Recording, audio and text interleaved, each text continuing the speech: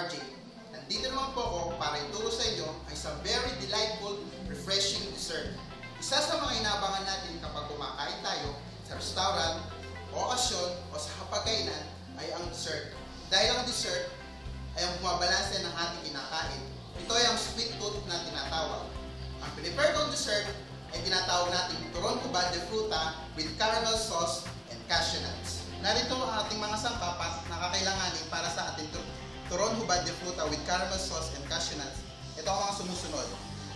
1 can fruit cocktail, lumpia wrapper o pabalat, mantika para sa ating pamprito. Para ating sa caramel sauce, kailangan po natin ng 1 can condensed milk. Para naman po sa ating dressing, kailangan po natin ng ice cream o yogurt. Para po sa garnishing, kailangan po natin ng cashew nuts at saging. Para sa ating caramel sauce, pakuluan po natin ang condensed milk ng 3 oras.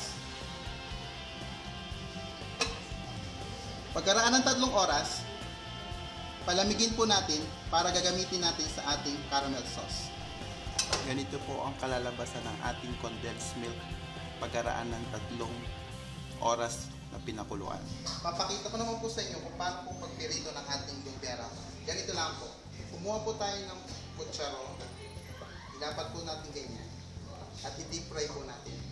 Ingat lang po tayo baka tayo mapirito.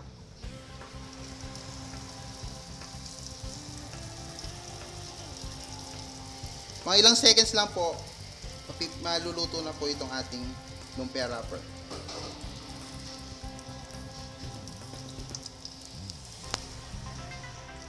Bali may na-prepare na po kung bali ganito po ang kanyang kalalabasan. Para naman po sa ating pag-prepare at plating na rin, ganito po ang ating gagawin. Kumuha po tayo ng pinirito nating lumpia wrapper. Lagyan po natin siya ng ice cream.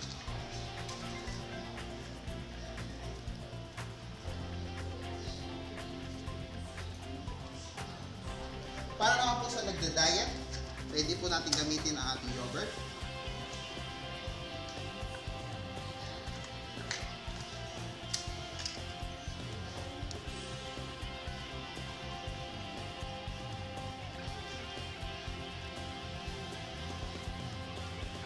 Lagyan po natin fruit cocktail.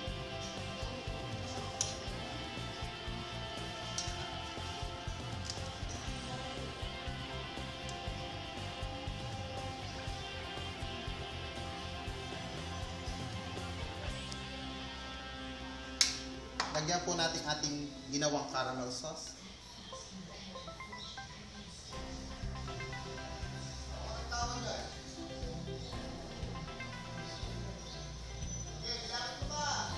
At ang ating cashew nuts.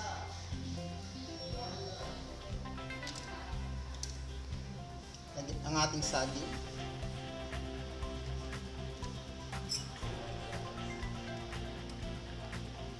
There we have it. Turon hubad de fruta with caramel sauce and cashew nut. I hope you like it, guys. Thank you.